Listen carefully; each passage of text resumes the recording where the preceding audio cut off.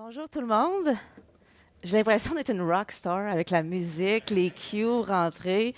Bonjour tout le monde, mon nom est Annie Martin. Je suis gestionnaire du portefeuille de l'initiative Nouveaux Horizons en santé à l'Agence spatiale canadienne.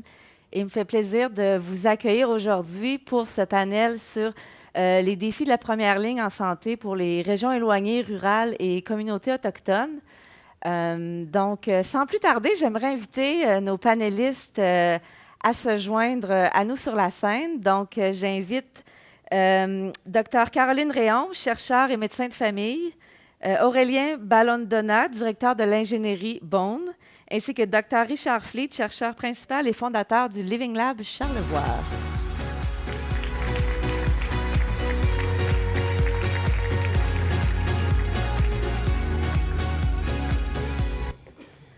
Donc, vous remarquerez qu'il nous manque une panéliste aujourd'hui. Madame Kathleen Jourdain de Service autochtone Canada n'a pas pu se joindre à nous aujourd'hui.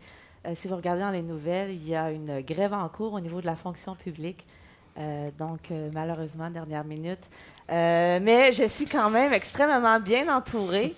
Et durant cette conversation, on va parler de l'expérience de ces distingués panélistes, des projets qu'ils ont en cours au niveau de la médecine dans les régions éloignées et rurales. Et avant de leur laisser la parole, je vais me permettre, comme modératrice, de vous parler davantage. Peut-être certains d'entre vous se demandent pourquoi l'Agence spatiale canadienne est ici. Eh bien, dans notre initiative, à l'Agence spatiale canadienne, on prend soin de nos astronautes et depuis qu'on envoie des Canadiens dans l'espace, on utilise la télémédecine pour faire les suivis de santé. Donc, c'est en quelque sorte une région exceptionnellement éloignée qui est la Station spatiale internationale et on se base beaucoup sur les meilleures pratiques.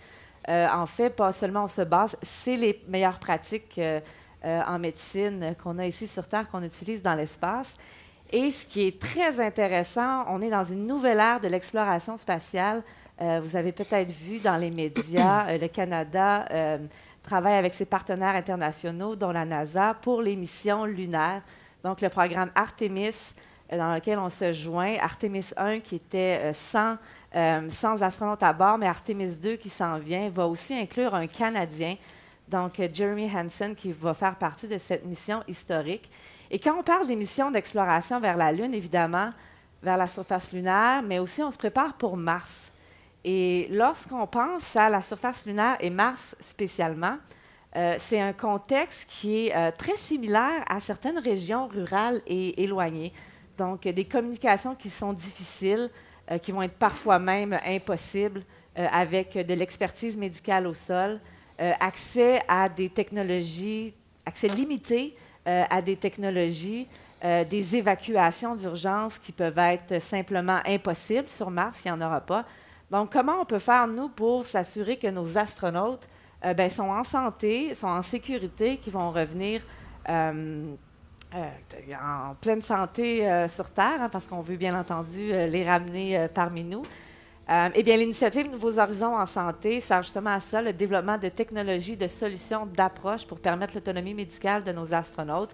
Et on s'assure de développer aussi des partenariats, des collaborations avec des joueurs canadiens, des organisations comme lesquelles nos panélistes participent pour s'assurer que nos investissements ont un réel impact sur Terre.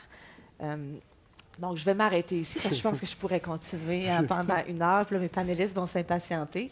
Mais c'est un peu le lien que je voulais faire avec l'espace. Donc, vous voyez les régions éloignées, hein, dans le nord, les communautés rurales, les autochtones et les missions spatiales. Donc, voilà. Écoutez, je voudrais inviter les panélistes à vous parler un peu plus aussi de ce sur quoi ils travaillent.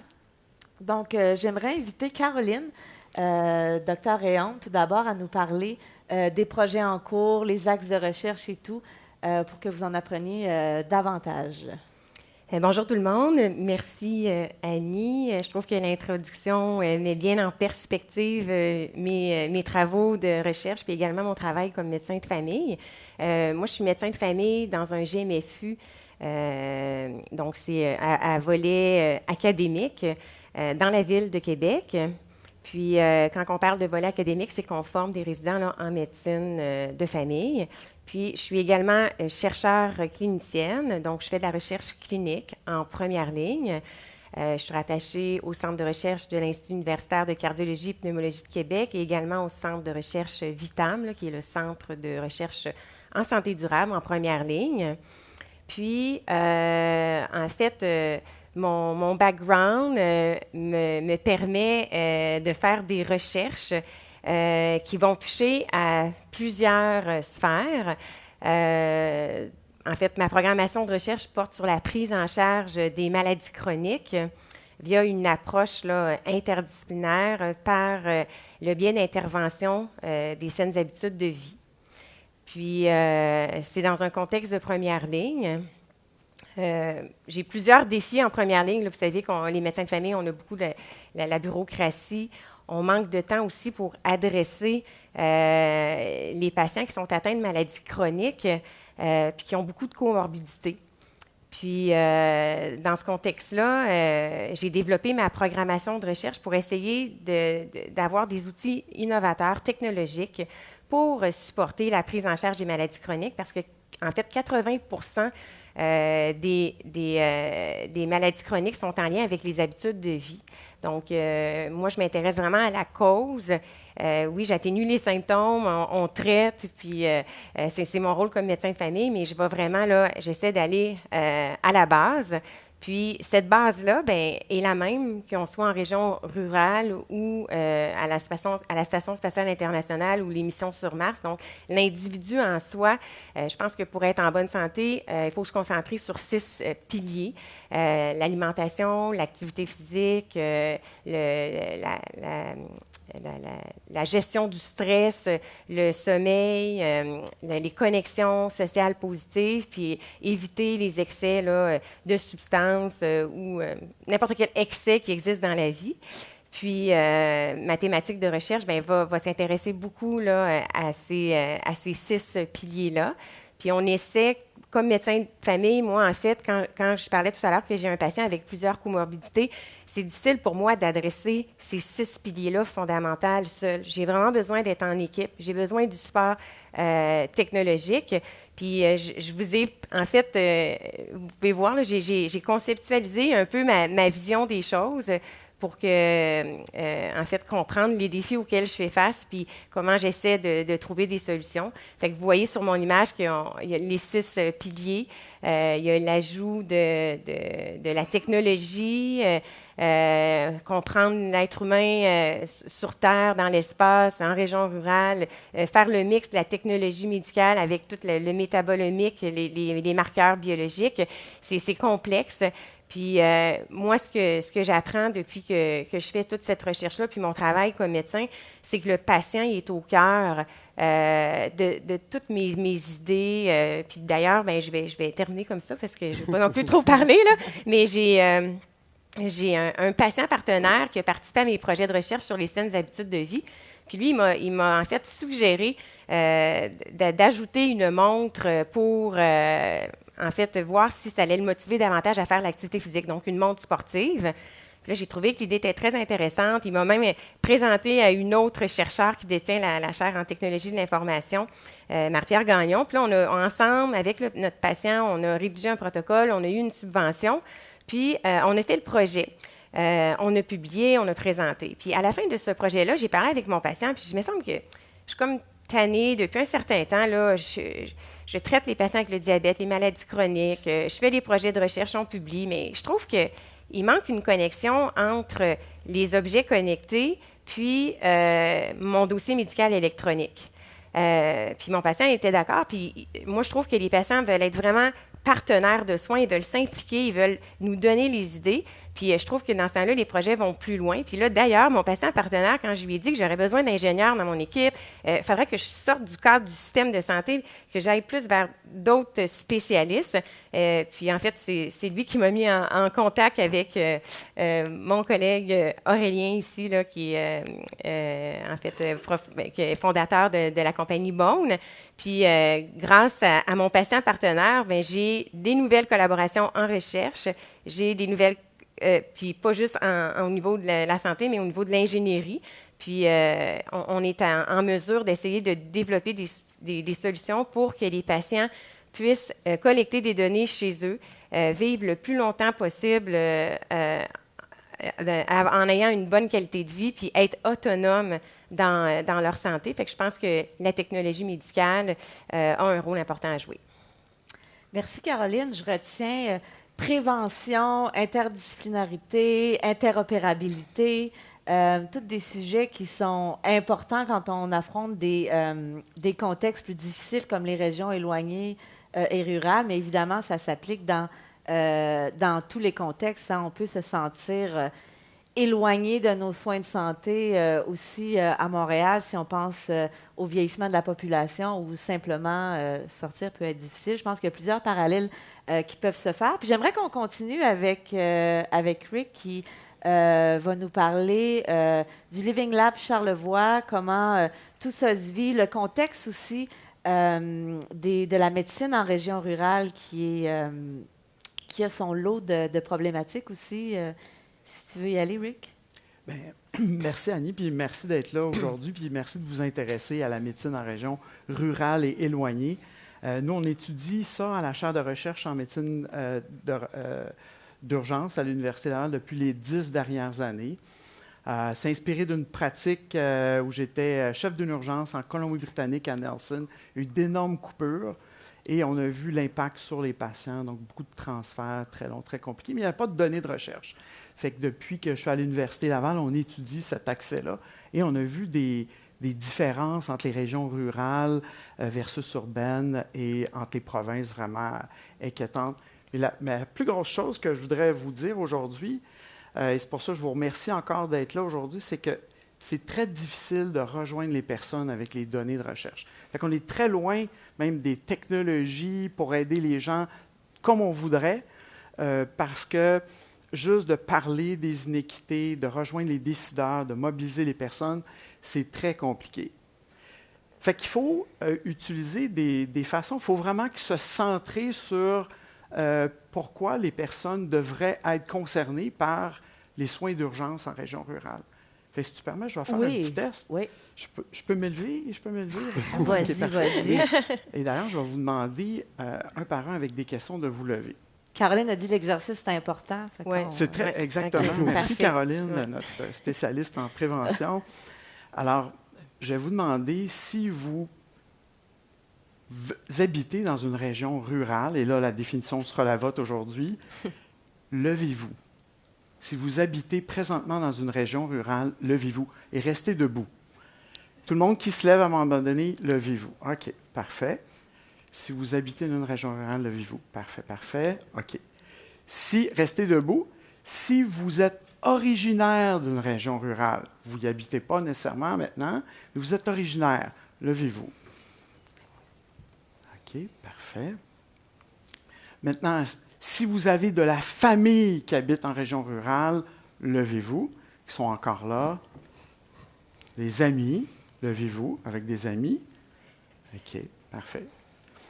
Maintenant, si vous visitez les régions rurales pour vos loisirs, pour le tourisme, pour la beauté des paysages, le ski, la randonnée, le kayak, levez-vous. OK. Et là, la plupart du temps, il reste quelques personnes qui ne font pas ça ou qui ne veulent pas se lever pour une raison quelconque. Puis là, je dis, si vous traitez des patients qui proviennent des régions rurales, si vous êtes un médecin d'urgence qui reçoit des cas, levez-vous. Et là, la plupart des gens. Parce que je veux vous dire, vous êtes tous concernés par la qualité des soins dans les urgences rurales. Et saviez-vous qu'en 10 ans de recherche, on a publié plus de 50 papiers, on a présenté ça à peu près à 3000 personnes, 3000 chercheurs décideurs. Vous pouvez vous rasseoir maintenant. Merci beaucoup. Savez-vous, est-ce que vous saviez que l'accès aux spécialistes est très limité dans les régions rurales? Est-ce que vous savez que moins de 20 de ces urgences-là ont des chirurgiens, des soins intensifs, je parle à travers le Canada, qu'on doit transférer des centaines de patients, que le taux de mortalité, si vous avez un accident dans une région rurale au Québec, est de 3 fois plus élevé que si vous avez un accident ici même à Montréal? Saviez-vous que si vous avez un accident cérébrovasculaire, vos chances de mourir à 30 jours sont de 25 plus élevées? Pas surprenamment, la plupart des urgences en région rurale, en dehors du Québec, le Québec fait bien, n'ont pas de scan. Qu'est-ce qu'on fait lorsqu'on n'est pas capable de rejoindre les personnes, puis on va avoir un impact après 10 ans de recherche? Après 10 ans de recherche, il n'y a rien qui a changé, je vous le dis, c'est les gens du ministère, là, puis ils nous connaissent, il n'y a rien qui a changé. Très peu d'amélioration dans l'accès aux soins dans les régions rurales. Qu'est-ce qu'on fait? On fait appel à des gens qui sont capables de rejoindre les personnes, c'est-à-dire des artistes. Alors, on a gagné un concours qui a été lancé par le scientifique en chef Rémi Quérion, le projet Audace, et un cirque, les 7 doigts de la main, ont interprété nos études, puis ont monté ce spectacle-là qu'on a filmé et qu'on veut vous rejoindre avec une tournée. Je vous donne un extrait de 2 minutes de ce spectacle-là, si vous voulez. On peut partir la vidéo, s'il vous plaît.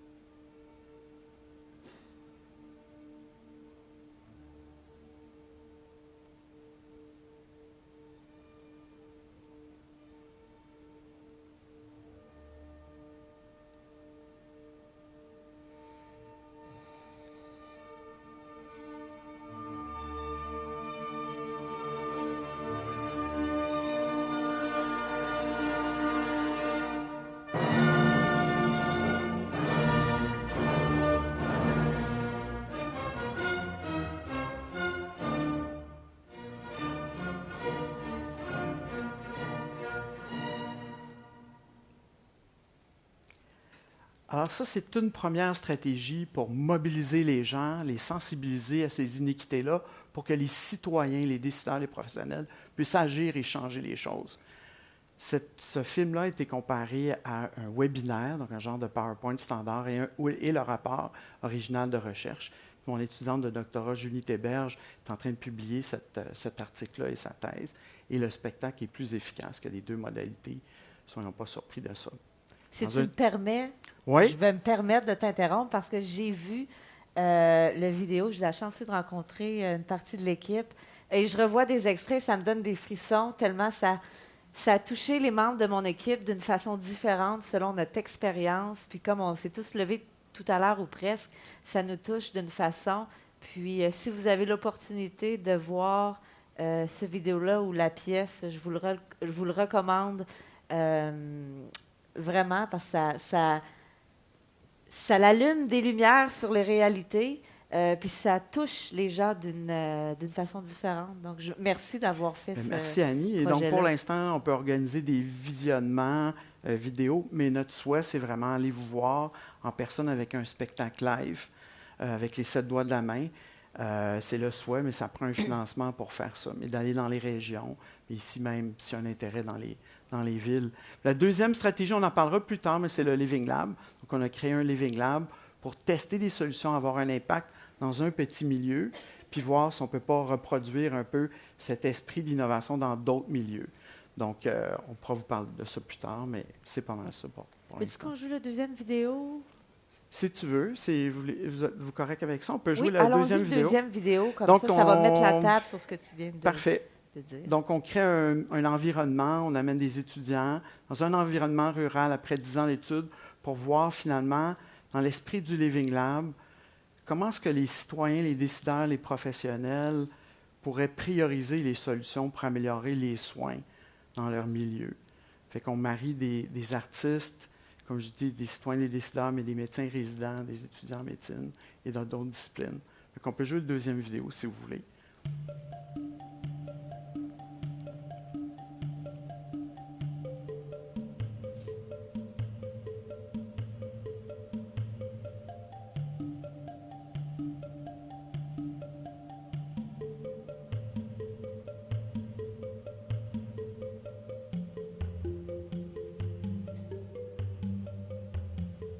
On s'est aperçu qu'on avait tout un peu la même idée. C'est qu'on voulait faire découvrir, de rapprocher en fait la population avec les hôpitaux. L'énergie qu'on peut avoir au niveau du système de santé, comment on peut renouveler notre système et comment on peut mobiliser la population là-dessus. Ça va inviter les citoyens, en entrant au centre de santé, de pouvoir aller jeter un coup d'œil, rencontrer des gens, connaître aussi ce que fait le Living Lab, l'innovation qui est présentée là, permettre au personnel aussi de venir de temps à autre, puis eux aussi connaître tout ça, puis susciter des rencontres, là, au-delà de la rencontre patient-soignant, mais aller plus loin. Donc, le potentiel de ça est intéressant. J'ai fait le stage de la cohorte 6 et j'ai beaucoup aimé ça. Dans le cadre du stage, on m'a confié le projet de présenter mon projet de doctorat qui est un spectacle de cirque sur la recherche de Richard Fleet sur les enjeux de santé en milieu rural. On voulait, dans le spectacle, qu'un médecin, que des professionnels de la santé, que des décideurs, que des citoyens se retrouvent ensemble dans le même moment, avoir les mêmes informations, puis faire en sorte qu'il n'y ait pas cette scission-là, parce que si on veut mobiliser les gens, une communauté autour d'une problématique, on a compris que les enjeux ruraux, ben, dans chaque milieu, c'est particulier. Fait que l'idée, c'est que ça part du milieu des professionnels, des décideurs, tout ça. Fait que c'est de créer ce moment-là fédérateur où est-ce qu'on se sensibilise aux mêmes enjeux, puis là, ben, après ça, ben, on part sur des réflexions.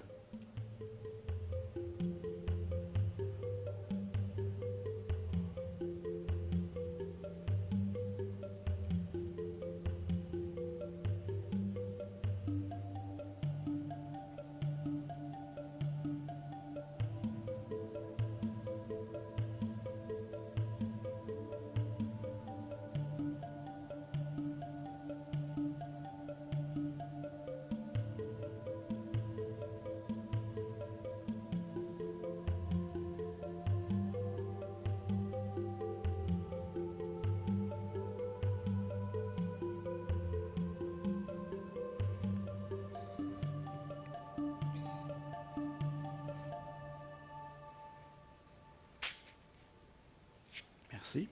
Merci, Rick. On va en parler un petit peu plus tout à l'heure. Donc, enchaîner avec notre troisième panéliste. Comme il a été discuté depuis le début de ce panel, les solutions pour le contexte éloigné rural, pour favoriser l'accès aux soins de santé, passent par des pratiques, il y a des politiques, bien entendu, qui sont essentielles, mais les technologies aussi peuvent venir jouer un rôle pour supporter les professionnels de la santé, mais aussi les patients dans la prévention également. Et je vais inviter notre panéliste Aurélien à nous parler un peu de la mission de Bond, donc une entreprise technologique en santé. Si tu peux nous dire un peu plus sur quoi vous... Merci Annie. Bonjour tout le monde, mon nom c'est Aurélien Balandona, je suis le responsable en ingénierie de la compagnie Bond.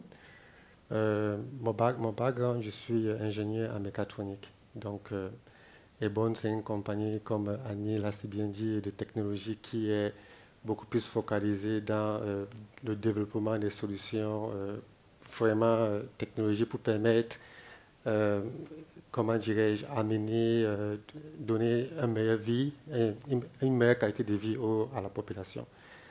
Alors, comment est-ce qu'on est arrivé là? Parce que moi, particulièrement, comme tu le disais tantôt, moi, je suis aussi impliqué j'ai été impacté par cette histoire ce défi de première année parce que ma maman avait été décédée à distance au Cameroun, parce que je suis originaire du Cameroun.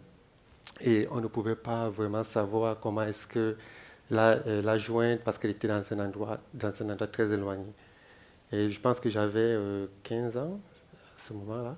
Et puis je me suis dit, mais pourquoi est-ce qu'on ne peut pas, avec les infrastructures que nous avons aujourd'hui, pourquoi est-ce qu'on ne peut pas vraiment se mettre à une position où on peut savoir comment est-ce que nos parents, nos amis, nos frères, comment est-ce que les états de santé. Alors je suis devenu ingénieur, je commençais à travailler, je suis allé dans plusieurs domaines. Donc en 2016, avec un groupe d'ingénieurs, on s'était mis ensemble, on a décidé de développer, de faire de la recherche et l'innovation dans tout ce qui est solutions technologiques dans la santé. Alors aujourd'hui, Bone, c'est une compagnie, qu'est-ce qu'on s'est rendu compte? Que c'est mieux pour offrir ce genre de services. Les solutions dans la santé technologique doivent avoir beaucoup plus de composants, beaucoup plus de fonctionnalités qui sont beaucoup plus dans la télécommunication. Comment dirais-je, permettre aux patients ou bien aux cliniciens de pouvoir suivre les patients à distance, à temps réel. Il y a sûrement, disons, dans le deuxième passage de cette panel, vous allez voir ce que nous sommes en train de faire avec l'Agence spatiale. Donc, on développe actuellement une solution qui permet non seulement aux astronautes de pouvoir partager et d'être aussi autonomes en termes de qualité de santé, mais aussi la même solution peut être aussi utilisée pour les communautés à distance. Donc ça, c'était la mission de l'Agence spatiale. Et aujourd'hui, les solutions que nous avons développées sont utilisées déjà en Afrique, en Asie et aussi au Moyen-Orient, mais aussi ici, spécifiquement à Montréal, nous travaillons avec le CHUM, qui utilise la solution pour pouvoir suivre les patients qui sont, lorsqu'ils sont déchargés de l'hôpital, de pouvoir les suivre à distance, en temps réel. C'est vraiment beaucoup plus de patients qui ont, comment on appelle ça, qui sont atteints de l'épilepsie.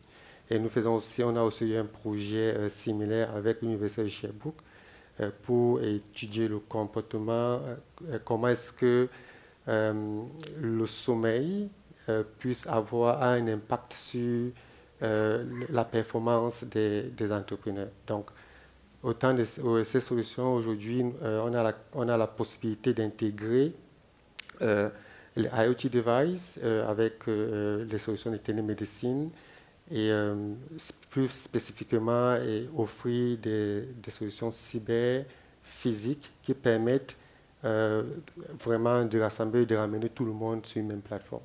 Donc à temps réel et de faire des suivis très efficaces. Donc c'est en gros ce que Bone fait aujourd'hui. Merci Aurélien. Donc merci à vous trois pour ce contexte-là de la discussion. Mais là, on va s'en aller un peu vers le futur où des axes de gestion de changement, comment on peut espérer améliorer l'accès, première ligne, l'accès aux soins de santé dans les régions éloignées. Puis je vais me permettre de faire du pouce un peu sur ce que tu as dit, Aurélien, l'utilisation de la technologie. Vous comprendrez qu'à l'Agence spatiale, quand on prépare les missions vers Mars, on a un équipage de, imaginons, 4 astronautes qui vont aller vers Mars pour une mission d'environ 2 ans et demi, 3 ans. Il va y avoir un médecin à bord. Donc, si vous êtes médecin, imaginez que vous avez seulement 3 patients en excellente santé et que vous ne pratiquez pas pendant la première année et demie parce que tout va bien. Et soudainement, il y a des conditions, peut-être latentes, qui émergent ou des accidents qui arrivent, parce que c'est une petite capsule, mais il y a beaucoup de systèmes à l'intérieur. Et vous devez intervenir et communiquer avec l'expertise sur Terre prend 40 minutes bidirectionnelles. Et si vous êtes dans un moment de, j'ai juste blackout, noirceur, télécommunication. Écoute, je vais me permettre de dire ça, c'est poétique. Vous n'avez aucun accès. Donc, vous devez réagir à une situation dont vous n'avez pas l'expertise. Donc, notre approche, c'est évidemment d'utiliser, de développer des technologies qui vont permettre soit aux professionnels de la santé à bord de la mission ou à l'équipage de pouvoir réagir rapidement. Parce qu'imaginez que c'est le médecin à bord qui tombe malade. Il faut quand même s'assurer de garder l'équipage en santé parce que le succès de la mission peut en dépendre. Donc, évidemment, notre rôle, c'est les soins de santé aux astronautes et pas à la population canadienne. On a un mandat bien défini. Mais on essaie de faire notre part au niveau des soins de santé aux Canadiens en investissant massivement, je dois dire, des montants importants au niveau du développement technologique. dont récemment, on a investi 10 millions pour le développement de systèmes interopérables. Donc, ces plateformes-là qui peuvent permettre une intégration des données, un meilleur accès aux données aux professionnels de la santé, un support analytique pour faire sens de ces données-là.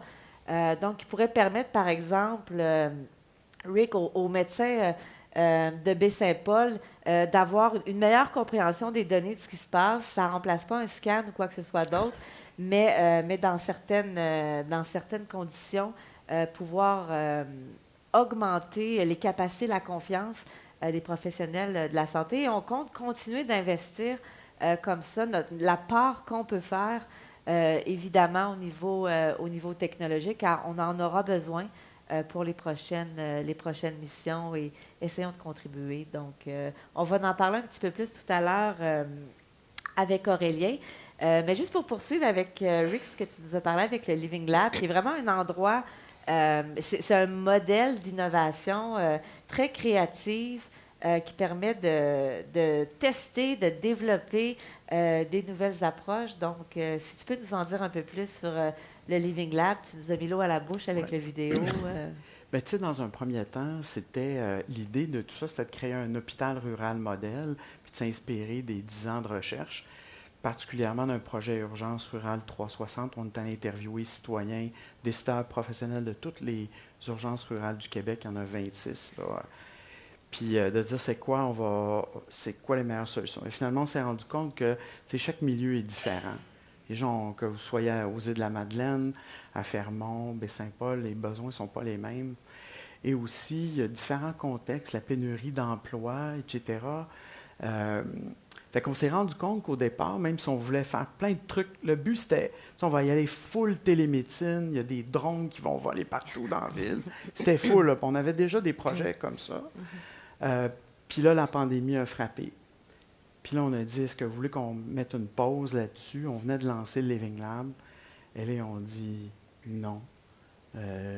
Non, parce que là, je dis, qu'est-ce que vous aimeriez qu'on fasse pour vous?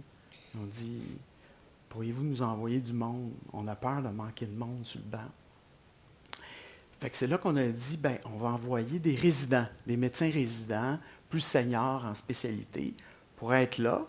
Puis là, les chefs de programme de résidence partout au Québec ont dit, ouais, ils n'ont pas de cas de COVID, il n'y a pas de débit, il faut qu'ils restent à Montréal, tu sais.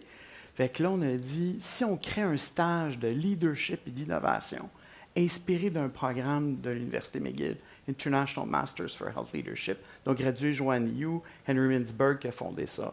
Donc, je suis en train de faire ce cours-là, puis on a dit, on va créer ce stage-là, amener du monde. C'est là qu'on est rendu maintenant 60 étudiants. Et ces étudiants-là, avec la population, prennent des innovations ou les amènent à un autre niveau ou en créent des nouvelles, puis disent, ça, qu'est-ce que vous pensez de ça? Puis amènent ça à un autre niveau durant 1 mois. Alors, ils ont des cours sur l'innovation, la créativité, la santé bien-être, des trucs qui ne sont pas enseignés normalement en médecine. Ils travaillent, comme je dis, avec des artistes, d'autres professionnels. Ils pensent en salle de boxe. Et pendant 1 mois, c'est concentré à résoudre des problèmes. Et fait qu'évidemment, il y a des trucs technologiques, puis les trucs ne marchent pas tous. Puis on utilise le design thinking. Donc, le design thinking, c'est une façon d'opérationnaliser la créativité, qui était beaucoup utilisé en design. Il est parti, je crois, à Stanford. La compagnie est populaire dans c'est IDEO. Et on enseigne. Donc, le Living Lab, c'est le cœur de ça. C'est le design thinking. Donc, les étudiants apprennent à penser de façon audacieuse, développer des brainstormer, développer des idées, aller sur le terrain avec de l'empathie, puis prototyper des choses assez rapidement. C'est un processus itératif. Fait qu'on se dit, même si l'innovation n'a pas fonctionné dans Charlevoix, mais peut-être que l'étudiant, le résident ou l'autre professionnel qui s'en va ailleurs part avec ce modèle de pensée-là, il va l'adapter. Et là, donc, on est en train d'inviter d'autres régions qu'on vient de terminer avec Quaticook. Ils ont fait le stage avec nous. Cet été, on va avoir différentes régions qui vont faire, ils vont être dans les régions, ils vont faire le stage avec nous. Donc, la mise à l'échelle de tout ça. C'est sûr qu'on aimerait mettre des drones, on aimerait... Et c'est là l'avantage avec l'Agence spatiale, c'est que si vous avez des idées intéressantes qu'on veut tester, bien, c'est sûr que ça va être intéressant de le faire. Mais sachez que les innovations top-down, ça ne marche pas facilement dans les milieux. Tu sais, dire ça va être mon affaire de télémédecine.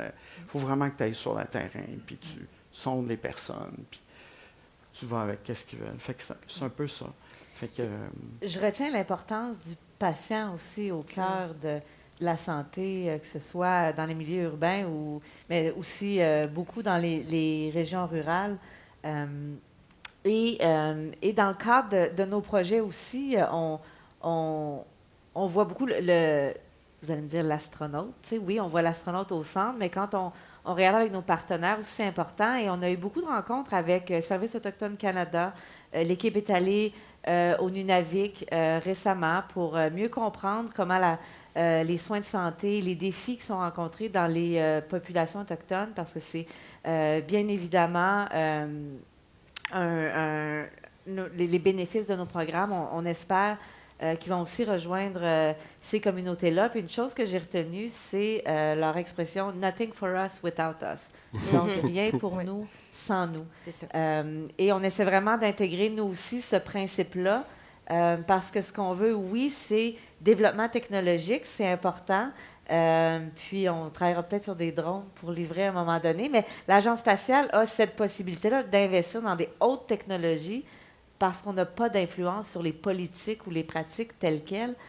Puis après ça, les offrir à faire des liens entre les innovateurs, les régions pour créer ces adoptions de technologies. Mais non, merci beaucoup. Et c'est très important. Et je sais que nos deux panélistes aussi mettent le patient au cœur de leur projet. Puis j'aimerais qu'on continue avec Caroline. Excuse-moi, on s'était fait un plan, puis je suis sortie du plan.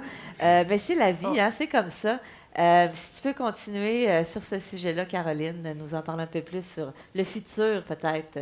Oui, bien, moi, je trouve que toute l'énergie qu'on met pour les programmes spatiaux ont un impact, puis en fait, ont un impact important pour les soins qu'on va donner aux patients sur la Terre, là, parce qu'il y a des grandes équipes qui travaillent ensemble, qui sont mobilisées pour faire avancer plus rapidement les connaissances. Puis tout ce qui est utilisé dans l'espace a des retombées terrestres, comme par exemple le monitoring, ça vient beaucoup des travaux de l'Agence spatiale, même au niveau de l'enseignement. Comme Annie mentionnait tout à l'heure, si le seul astronaute qui est médecin tombe malade, il faut que les autres soient capables d'intervenir. Donc, les astronautes qui ne sont pas médecins ont des formations sur la prise en charge de la santé. Puis, ils travaillent avec des mannequins très sophistiqués qui parlent, mais ces mannequins-là, maintenant, on les utilise à la faculté de médecine pour faire de l'enseignement aux futurs médecins. Fait que ça a vraiment des retombées qui sont importantes. Puis moi, je vois aussi tout l'avancement de la technologie,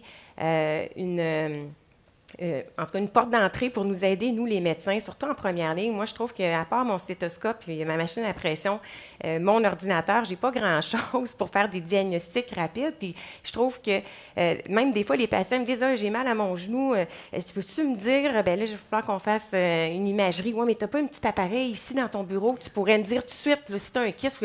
Je n'irai pas faire toutes les investigations tout de suite. Fait que moi, je trouve que la technologie va nous aider, en tout cas quand elle va devenir vraiment présente en première ligne, à identifier ce qui est urgent versus ce qui est non urgent, rassurer plus rapidement les patients, éviter des déplacements, augmenter l'accessibilité, puis aussi l'équité des soins.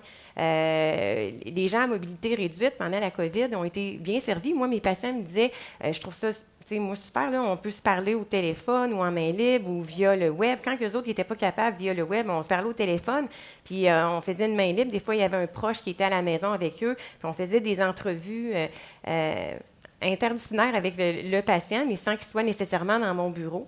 Fait que moi, j'ai trouvé cette pratique-là très intéressante. J'ai trouvé qu'on allait rejoindre plus de monde. Puis pour ce qui est de la recherche, comme Richard mentionnait tout à l'heure, que les gens en région éloignée, bien, souhaitent participer au projet de recherche, sauf qu'il n'y a pas nécessairement d'accès, mais avec les nouvelles plateformes technologiques. Puis moi, je travaille avec aussi avec DIEX Québec, puis ils ont une plateforme Science 37, puis on est en mesure de déployer des projets de recherche avec des maladies rares, des fois, ou des développements de technologies dans des régions qui sont éloignées, puis ça nous permet aussi, comme chercheurs, au lieu de faire notre projet dans notre milieu, bien, d'aller chercher plusieurs milieux, plusieurs échantillonnages, plusieurs perceptions. Fait que ça fait de nos projets, en fait, c'est beaucoup plus enrichissant, puis ça fait de nos projets, en fait, ils deviennent plus innovateurs. Fait que moi, c'est un peu comme ça que je vois là, vraiment le lien entre la médecine spatiale, la médecine en région éloignée, puis la médecine terrestre. Je trouve qu'on y gagne tous à se mobiliser dans ce sens-là. Merci, Caroline. Puis, on va enchaîner avec Aurélien qui travaille sur le projet, là, il faut que je cherche mes acronymes en français, C2F2 en anglais. C'est les modules médicaux de soins synergiques, donc qui était c'est Connected Care Medical Module en anglais. Mais bref, ce projet technologique-là, on a 5 entreprises qui construisent leur système médical intégré.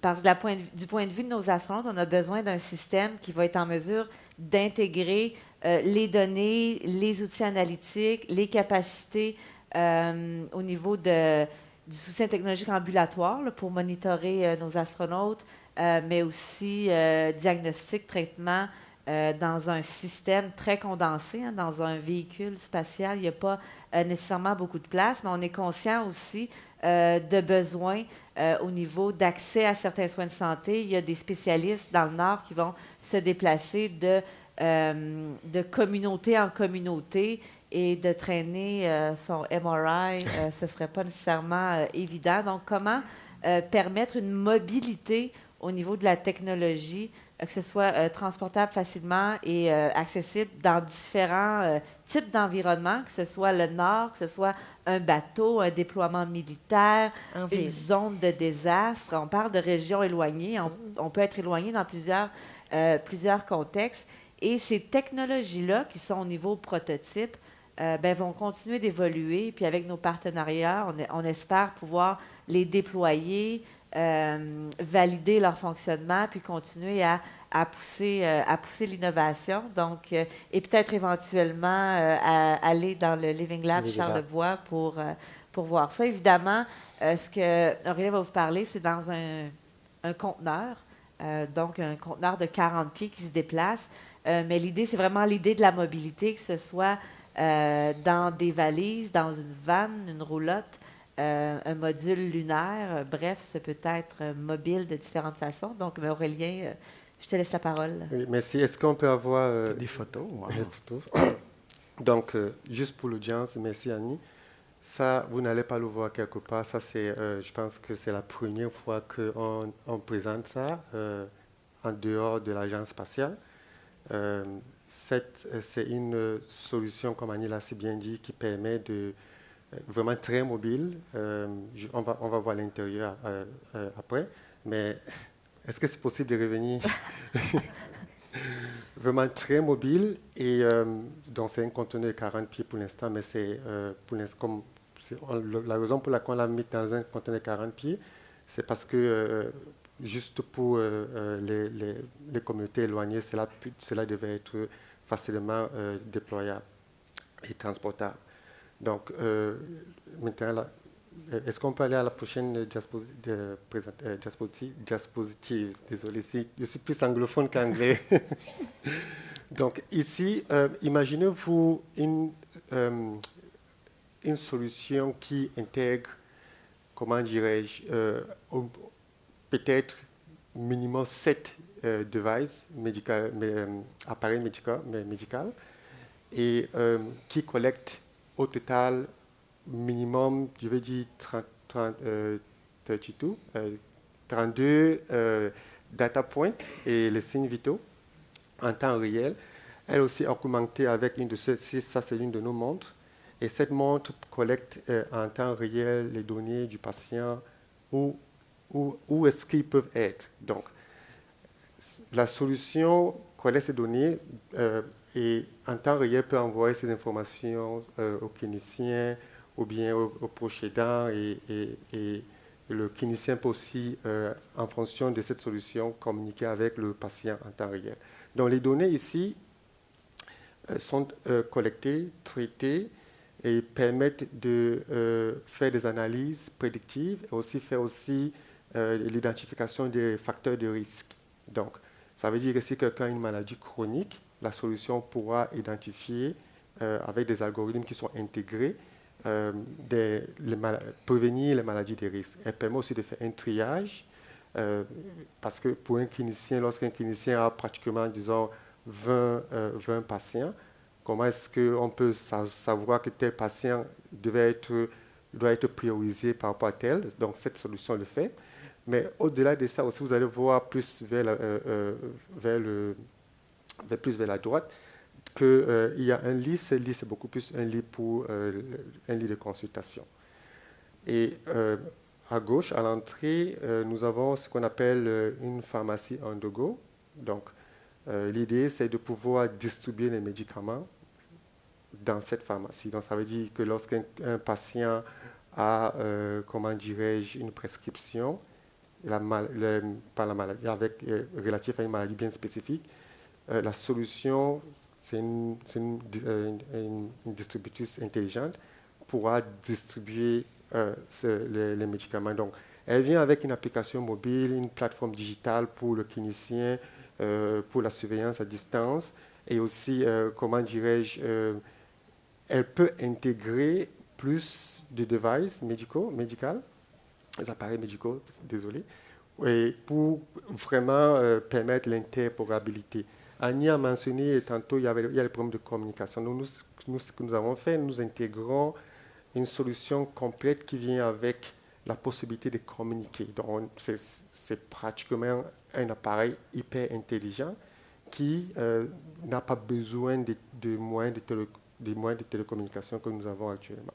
Donc, en tant que compagnie télécom, c'est un système que nous avons développé et intégré également. Donc, on collabore avec les cliniciens, on collabore avec l'agence spatiale, parce que c'est un projet spécifique pour l'agence spatiale, mais aussi, ce que je veux dire, c'est que en fonction des challenges que le monde aujourd'hui, en fonction des défis qu'on a aujourd'hui, pour l'intégration des solutions hardware comment dirais-je, dans le monde médical. Donc, nous, ce qu'on essaie de faire, c'est de pouvoir ouvrir une plateforme où, lorsqu'elle est déployée, vous allez prendre peut-être n'importe quel appareil médical. Si elle respecte un protocole de communication, elle peut s'intégrer sans problème dans cette solution. Donc, c'est en fait ça, c'est possible de le faire. Ce n'est pas de la science-fiction. Donc, ça, c'est quelque chose que, comme j'ai dit tantôt, ça, c'est la première fois que l'on présente. Si vous allez sur notre site web, vous n'allez pas le voir. Donc, j'ai eu la permission de Annie et de l'Agence spatiale pour vous présenter ça aujourd'hui. Merci. Merci, Aurélien. Puis vous pouvez constater qu'on se projette un peu dans le futur quand on a des innovations technologiques comme ça. Et bien entendu, il y a une réalité bien différente. Et Rick, j'imagine que à Baie-Saint-Paul et dans Charlevoix, il y a plusieurs difficultés au niveau de l'accès à des technologies. Mais il faut voir dans les innovations, qu'elles soient financés par l'Agence spatiale canadienne ou autres organes qui financent l'innovation, comment on peut pousser la réflexion sur l'interopérabilité, l'accès aux données, augmenter une meilleure compréhension des données, tout ça dans un objectif de mieux outiller les professionnels de la santé avec des technologies qui seront abordables. Et une question que je me pose par rapport à ça, puis si vous me permettez, on va enchaîner sur la collaboration. Comment favoriser l'adoption de ces technologies-là? Évidemment, de mon côté, on a une application spatiale qui est assez spécifique, mais on veut travailler avec les gens pour justement favoriser cette collaboration-là, cette adoption des technologies. Et j'aimerais lancer la question à nos 3 panélistes. Comment répondre à ces besoins-là au niveau des soins de santé dans les régions éloignées via les différentes approches de la technologie pour espérer un meilleur futur? Parce que je reprends ce que tu as dit, Rick, au début, ça fait 10 ans que ça n'a pas changé. Si on voulait que ça change, un d'entre vous veut se lancer?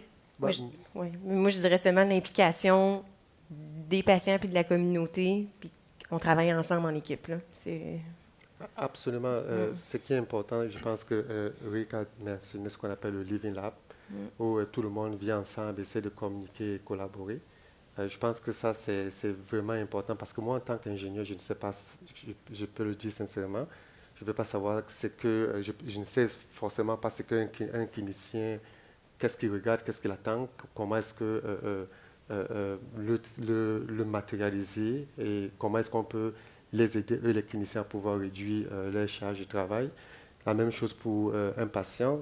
Même si je suis ingénieur, je peux aussi être patient, mais je ne suis pas vraiment un patient. Il y a beaucoup, le monde de la santé a beaucoup plus, c'est très complexe parce qu'il y a des spécialités de part et d'autre, et aussi les personnes ont des maladies ou des comorbidités qui sont tellement différentes. Je pense à faire venir tout le monde sur une même plateforme et pouvoir faire, comment dirais-je, une collaboration beaucoup plus intégrée, c'est la meilleure façon.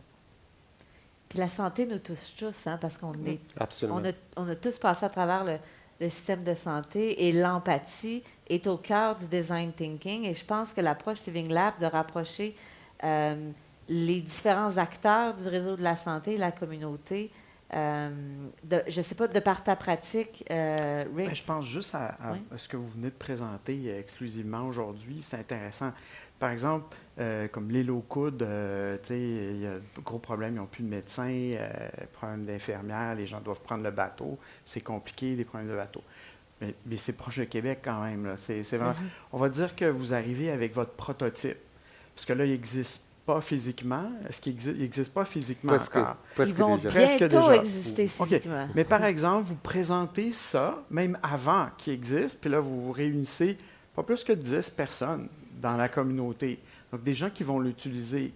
Puis là, vous dites, en design thinking, c'est 10 personnes, variées. Puis là, les gens regardent, disent, OK, on va faire ça, tu peux-tu faire ça? Ils vont vous poser des questions. Et là, vous allez retourner, vous allez changer des petites affaires, vous allez revenir. C'est un processus itératif. Vous allez retourner écouter, vous allez brainstormer à nouveau. Et là, vous allez arriver avec un prototype peut-être physique que vous allez pouvoir déployer. Puis là, voir, tu sais, OK, qu'est-ce qu'on fait avec ça aujourd'hui? Tu sais, pas permanent, mais on va essayer aujourd'hui 10 patients qui passent à travers. On va voir ce qui est 10 professionnels, 10 patients qui vont passer à travers. On va mettre des étudiants en stage là-dessus qui peuvent essayer des trucs. Ils vont complètement triper. Puis là, vous allez améliorer votre prototype. Puis là, vous allez dire, OK, voici, on a peut-être un modèle qui pourrait être déployé encore bien plus loin en milieu beaucoup plus éloigné pour éviter les transferts interétablissements qui sont un calvaire. C'est vraiment un sérieux problème. On entend avoir des problèmes, peut-être des hélicoptères, très peu d'avions pour le Québec. C'est vraiment un sérieux problème. Puis, c'est pas un taxi, ça, une ambulance, puis un avion. Ces gens-là sont mal servis. Puis, les gens qui s'occupent de ça font un travail magnifique. Là. C'est des héros, les gens en EVAC et tout le kit. Mais il n'y a pas assez de ressources. Il faut trouver des façons. Les transferts interétablissements sont le reflet de l'incapacité réelle ou perçue du milieu à répondre aux besoins du patient. Réelle ou perçue. Il se peut qu'elle n'ait pas pas réel parce que je n'avais pas les connaissances, je n'avais peut-être pas mon outil, je peux avoir de l'aide, quelqu'un va m'aider. Ou je ne me sens pas bien au réel, j'ai réellement pas le scan, j'ai réellement pas. Mais ça, on est dans la miniaturisation, on est dans toutes sortes de technologies. Fait que là, vous allez démontrer ça, et finalement, plus tard, les gens vont construire un plus gros, mais sur cette base-là. Fait que c'est une excellente idée, c'est un prototype à présenter, puis à voir ce que les gens... Et ça va surtout faire rêver les personnes. On ne s'est jamais parlé de ça, là. La première fois que je le rencontre, là, hier. Mais ça va faire rêver des personnes qui vont dire, moi, je veux vouloir aller en région rurale. La région rurale n'est plus second best. C'est la place où les innovations peuvent partir et après être déployées ailleurs. Et je veux aussi ajouter une chose vraiment très importante. C'est vrai, tu as mentionné faire des validations des tests. Je pense que nous sommes en train de... C'est notre prochaine étape avec l'Agence spatiale. La solution va être livrée, je pense, d'ici l'été, pendant l'été 2023. L'idée, c'est de pouvoir vraiment l'améliorer, la construire et faire en sorte qu'elle puisse être utile aux communautés,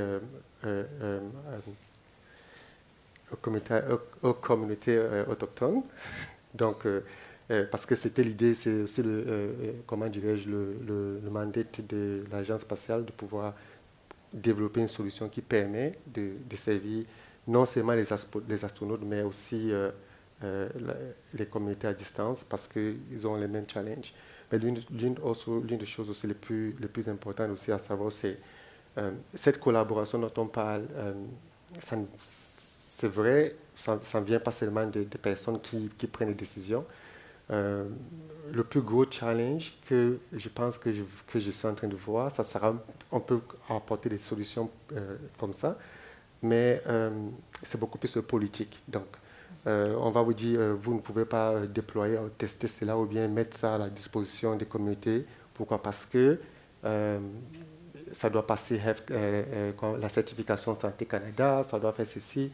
Et c'est là où le challenge se trouve. Le challenge, ce n'est pas sur, comment dirais-je, développer les technologies, mais c'est beaucoup plus au niveau du politique. Et je pense que ça nous ramène à la collaboration aussi de toutes les parties prenantes, au niveau gouvernemental, au niveau de la réglementation, des professionnels de la santé, des innovateurs. Et je vous invite, si ça vous intéresse, soins de santé, de vous impliquer avec nous à l'Agence spatiale. On peut créer des ateliers, des tables rondes pour mieux comprendre ça et servir en tant qu'agence fédérale aussi de facilitateur pour améliorer que les technologies se rendent jusqu'aux communautés puis aux gens qui en ont besoin. Donc, merci aux panélistes. Si vous me permettez, on voit le temps défiler.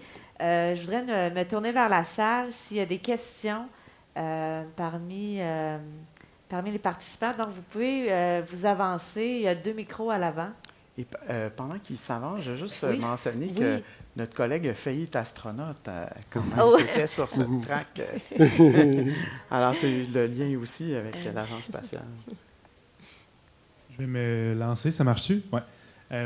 Fait que, merci, tout premièrement. C'est très, très, très intéressant. Je vais me présenter. Moi, je suis vice-président de l'Association québécoise de physiothérapie. Et donc, là, j'entends toutes les innovations qui peuvent être déployées en région éloignée. Présentement, on a différentes... je suis aussi physiothérapeute en GMF, à Magog, en fait. Bon, je ne constate pas Magog trop éloigné, là. Mais en première ligne, même chose, parce qu'on essaie d'aider le médecin, décharger le médecin pour qu'il voit juste la bonne personne au bon moment. On sait à notre association qu'on a des projets qui sont faits, exemple à Blanc-Sablon, où est-ce qu'on peut faire de la téléréadaptation là, pour voir différents patients. Ma question est la suivante. Quelle est la place, vous l'avez brièvement mentionné, l'interdisciplinarité, même au Living Lab, je ne sais pas quelle est la place des autres professionnels, si on prend le médecin et les autres, spécialement le physio peut-être si vous avez une mention spéciale, mais quelle est cette place-là que vous mettez aux autres professionnels dans une équipe inter pour que tout le monde soit utilisé à leur plein potentiel dans des situations de soins qui sont difficiles? Juste pour le Living Lab, donc le cœur de tout ça, c'est vraiment le stage. Donc, pour le moment, c'est d'inviter des gens. Fait qu'évidemment, on a accès à des étudiants en médecine, des médecins résidents dans des programmes spécifiques. Sauf qu'on a eu d'autres professionnels de d'autres disciplines et il y a surtout des citoyens qui participent au stage, comme j'ai dit, des artistes, des politiciens, des décideurs. Évidemment, s'il y a des physiothérapeutes intéressés, ça serait vraiment intéressant également. Donc, on cherche cette perspective, cette diversité d'opinions. Puis ce qu'on se dit, c'est que tout le monde ensemble, mettons juste sur une session Zoom, puis identifier un problème, mais la solution va arriver beaucoup plus rapidement. Oui. Si tu mets, comme disait Einstein, tu mets toutes les mêmes personnes, tous des médecins dans une même salle, mais je m'excuse, mais tu vas générer toujours les mêmes solutions. Absolument. Okay, fait que c'est étonnant. Puis les artistes, comme dans notre vidéo, c'est pour ça qu'on a mis plusieurs artistes. Vous avez vu le maire, c'était des gens qui ont fait le stage. L'artiste disait, Fred Ouellette, un célèbre artiste qui habite Baie-Saint-Paul, il dit, moi au début, je me demandais ce que je faisais ici. Qu'est-ce que je fais avec des étudiants en médecine? C'est quoi mon rôle? Puis il a rapidement compris qu'il avait son rôle dans la réflexion, dans la mise en image d'idées. Puis il y avait un cerveau qui fonctionnait un peu différent et s'inspire les autres. Fait qu'absolument, puis vous seriez bienvenus, c'est sûr. Ce que je peux ajouter, c'est que l'innovation, ce n'est plus quelque chose qui, comme dans le temps, se faisait de manière isolée. Donc, aujourd'hui, moi, ce que je pense, c'est une collaboration de plus interdisciplinaire. Dans notre équipe spécifiquement, nous, on a des personnes qui viennent de tout genre de background, de n'importe quelle formation. Pourquoi? Parce que on pense que pour apporter une solution technologique, ce n'est pas, comment dirais-je, notre scientifique en chef qui va rester dans son laboratoire, non, ça va prendre beaucoup plus d'autres personnes. Donc, nous, si vous voulez, si vous avez une idée, vous voulez nous joindre, on serait très heureux de pouvoir communiquer avec vous dans ce sens, parce que c'est comme ça que nous travaillons. Merci. Bonjour, ça marche? OK. Merci. Je ne m'attendais vraiment pas à parler de la Lune en venant ici aujourd'hui. Je n'ai pas d'attente, mais certainement pas celle-là. Je suis sage-femme. Donc, quand vous parlez de développement durable, de prévention de la santé, de soins de proximité, c'est sûr que ça me parle beaucoup, beaucoup. Donc, je me suis retrouvée dans le Grand Nord dans une noirceur, comment vous l'avez nommé, là où j'étais toute seule à gérer une urgence. Donc, je comprends. Et j'aurais, à l'époque, beaucoup apprécié avoir accès à tous ces moyens de technologie dont vous parlez. J'ai quelques questions en vrac. Là, je vais essayer de faire sens aujourd'hui là, avec vous. Donc, dans toutes ces idées-là que vous avez, je comprends que l'objectif, c'est les soins de proximité. Hein? La solution, ce n'est pas de ramener tout le monde en ville, évidemment. Donc, au-delà de traiter sur place et de trouver des moyens sur place, si on parle de développement durable de la santé, il y a deux aspects pour moi là-dedans. Il y a la démocratisation de la santé. Vous disiez dans la capsule, il faut former les autres si le médecin tombe malade. Donc, c'est un peu la même chose, je pense, dans les communautés éloignées. Comment est-ce que vous voyez cette démocratisation-là de la santé? De former les gens sur place, donc au-delà de les traiter sur place, de former des gens là, à l'aide de ces technologies-là, et de ne pas leur demander de sortir de leur communauté pour venir se former en ville. Ça ne marche pas, ils ne viennent pas. Donc, on a un exemple, nous, qui fonctionne bien. On forme des sages-femmes dans le Grand Nord et elles sont inuites et elles travaillent là par la suite. Est-ce que vous avez une vision de santé plus médicale ou physio, ou peu importe les autres professions, que vos outils pourraient rendre possible, finalement? Et ouais, je pense que ça fait le tour de mes questions. Je ne sais pas, pour ça, je veux dire, si on parle de soins aigus aussi, tout ce qui est obstétrique, c'est un autre gros pan, ce n'est pas mon domaine de recherche, mais gros pan étudié en milieu rural éloigné, gros problème d'inéquité de ce côté-là. C'est incroyable. Fait que ce que je vais vous dire, c'est encore une fois, tout ce que tu peux offrir aux patients pour minimiser les transferts, les optimiser, soutenir les personnes localement. Pour pas qu'ils se sentent tout seuls dans le noir, premièrement, pour qu'ils veulent y aller, c'est déjà beaucoup. Parce que, tu sais, c'est soit toi ou c'est personne. OK? Fait que c'est pour ça que beaucoup de personnes ne veulent pas y aller. Tu sais, ils sentent la pression du monde sur eux. Il faut le comprendre, ça.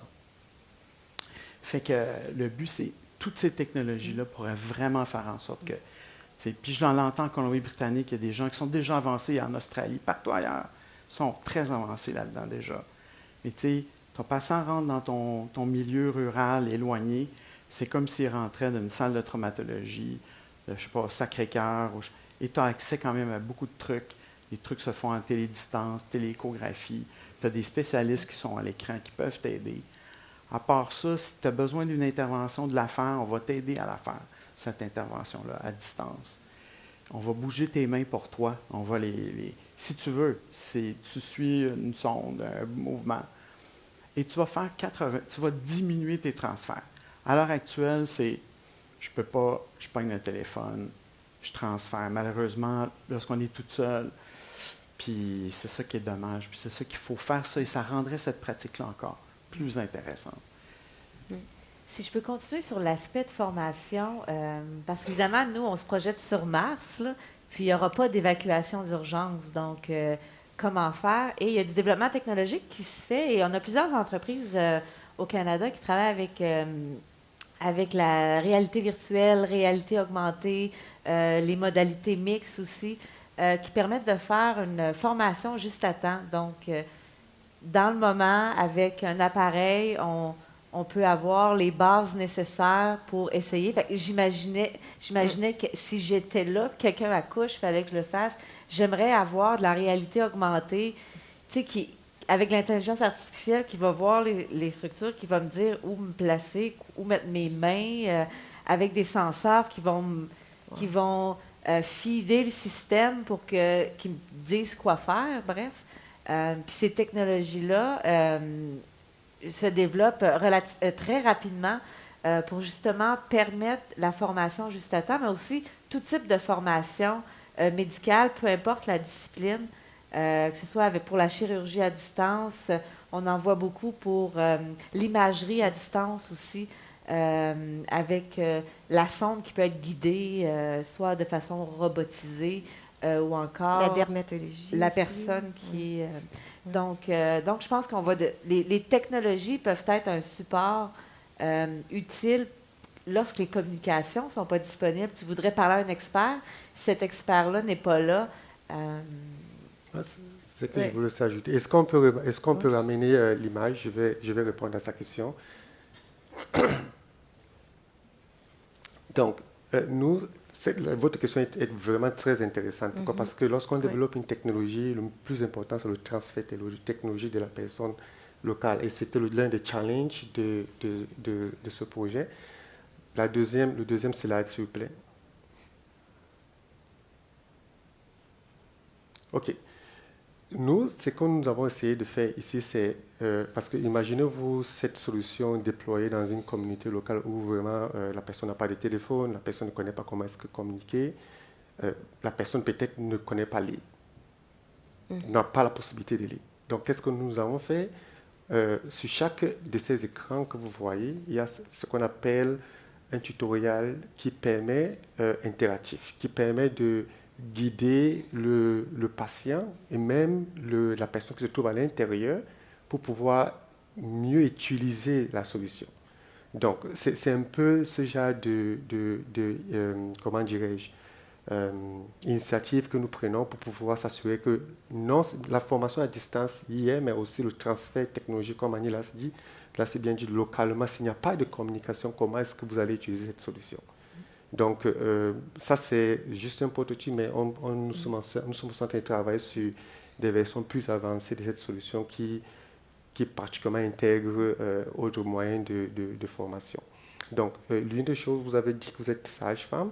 Vous voyez, par exemple, comment dirais-je, l'appareil qui est juste au milieu, debout là. Et nous, ce que nous avons fait, c'est cette solution ne se limite pas juste à des personnes qui ont comment dirais-je, qui peuvent marcher, mais on intègre aussi des handicaps, des personnes qui qui sont handicapées, mais aussi des bébés. Pourquoi? Parce que lorsqu'on développe des technologies, vous êtes disons, en région éloignée. Comment est-ce qu'une femme qui a un enfant, les gens ne prennent pas ça en considération? Mais cette solution prend en considération également les bébés, donc ça veut dire que vous pouvez prendre les informations assez importantes pour un bébé et envoyer ça à votre clinicien à distance et permettre de pouvoir faire, comment dirais-je, une consultation sans vous déplacer dans une grande métropole comme Montréal. Merci. Il nous reste à peu près 30 secondes selon le temps. Est-ce que tout va devenir noir, s'éteindre, il faut quitter? Non? Bon, parfait. Si vous voulez rester avec nous avant le dîner, encore quelques minutes. Oui? Bonjour, je suis médecin urgentiste au centre hospitalier de Polynésie française. Donc effectivement, nous, on est sur la première ligne avec une gestion de régions très éloignées. On a plus de 200 îles à gérer sur un territoire qui représente l'Europe, avec souvent pas de médecins, pas d'infirmiers. Et c'est nous qui devons tout gérer. C'est très intéressant pour nous. J'ai 2 petites questions. Il faut, je suppose, avoir une bonne connexion. Oui, comme je l'ai dit tantôt, nous sommes une compagnie de télécommunications au Canada. Donc, la solution vient déjà avec le moyen de télécommunication. Donc, pour l'instant, ça va être spécifique au Canada? Ça peut être, j'ai dit tantôt, nous sommes en train de déployer nos montres intelligentes. Ça, c'est beaucoup plus, comme on appelle ça, le robot de monitoring. On le déploie au Moyen-Orient, en Afrique et aussi en Asie. La solution peut être déployée partout parce que nous avons aussi une licence satellitaire, donc on peut l'augmenter avec une solution de communication satellitaire. Du coup, c'est vos propres satellites? Non, donc il va falloir qu'on essaie de travailler avec des partenaires qui ont ces infrastructures. D'accord. Et c'est une unité qui reste mobile, on peut la transporter d'île en île? C'est l'idée. Merci. Et je tiens à préciser que ces technologies-là, bien que l'Agence spatiale canadienne le finance, n'appartient pas au gouvernement. Donc, tout ce qui est propriété intellectuelle demeure avec les entreprises. Bonjour. Bonjour, oui, Félix Lefatreau, je suis médecin de famille. Pour ceux qui ont assisté à la conférence d'ouverture. Ouais. C'est excellent. Merci, oui, merci. Excellent. Comme vous savez, je suis quelqu'un de très terrain. Alors, vous avez évoqué la Colombie-Britannique, l'Australie. Il y a eu un cahier assez intéressant dans la presse sur le Groenland. Je me disais, vraiment pratico-pratique, c'est quoi l'écart à combler au Québec? C'est quoi les démarches qui s'en viennent? Y a-t-il une volonté politique? Puisque, le Danemark avec le Groenland, on sent qu'il y en a une. Il y a des exemples autour de nous. Alors, on est rendu où? Puis comment on va se rendre là? Bonne question. La question, c'est, y a-t-il du monde du ministère de la Santé dans la salle? Oui. Non, mais c'est parce que, dans le fond, on comprend qu'il y a beaucoup d'équipes qui peuvent travailler là-dessus. Je ne connais pas tous beaucoup, là, mais c'est que, à quelque part, on peut développer nos propres affaires, essayer nos trucs, comme on essaie de faire dans le Living Lab, de façon indépendante. Mais à un moment donné, tu as besoin d'aide de d'autres personnes. Il faut que tu crois, il faut que tu amènes ça ailleurs, tu as besoin de personnel, tu as besoin d'argent. Fait que je ne sais pas si le ministère pense à toutes ces stratégies-là, sur une équipe dédiée et quelqu'un qui dit non. Si c'est non, c'est sérieusement un problème. Puis ce n'est pas une critique, mais c'est le temps d'agir maintenant. Là, vous êtes informés. Nous, on parle de nos études depuis longtemps. Ça a passé à Paul Arcand, Salut, bonjour, quand les 3 fois plus de morts qu'il y avait, là, ils ont posé des sérieuses questions au ministère. Vraiment, là, ils n'ont pas aimé ça se faire shaker comme ça. Mais il n'y a toujours pas de solution. D'accord, la COVID est arrivée, mais là, les morts sont combien de plus maintenant? Là? Fait que la question, c'est, vous avez raison, mais il faut qu'il y ait une équipe au ministère qui check ça et qui se promène et qui disent, là, c'est fini, on amène l'innovation. On va voir l'Australie, Jean-Frédéric Livert, qui est dans l'autre salle à côté, il gère l'innovation en Australie. Il est ici, peut-être qu'il va être notre futur Top Gun, qui sait, mais sincèrement, il faut aller voir ailleurs, puis il faut les amener, ces technologies, puis il faut les essayer de façon audacieuse. Il ne faut pas attendre que tout soit parfait, livré parfait. Il faut prototyper, il faut tester des affaires. Il faut prendre des risques, on est rendu là. Puis en région rurale, comme vous savez, madame et les autres, c'est soit toi ou c'est rien. OK? Fait que c'est quoi ta solution? As-tu peur de te tromper? Il faut que ça soit parfait, c'est pas mal. Écoute, ta minute là. C'est soit ça ou c'est rien. Fait que là, il n'y a pas beaucoup de risques là-dedans, là. À part un peu d'argent, mais il y a tellement d'argent qui se met ailleurs qu'on peut l'en mettre. Et ça, c'est juste... Mais merci d'amener le Groenland, merci d'amener les autres. Fait que vous êtes sur le sujet de c'est quoi les standards, c'est quoi les comparaisons ailleurs. Puis on est en retard. C'est ça, parce que je travaille dans une région, on a vraiment deux réalités, une urbaine, une rurale. Puis c'est sûr que si on peut pousser fort, là, pour moi je suis en pratico-pratique demain matin, qu'est-ce que je fais pour pousser un projet pilote, ne serait-ce que ça, là, chez nous, c'est sûr qu'on va pousser fort.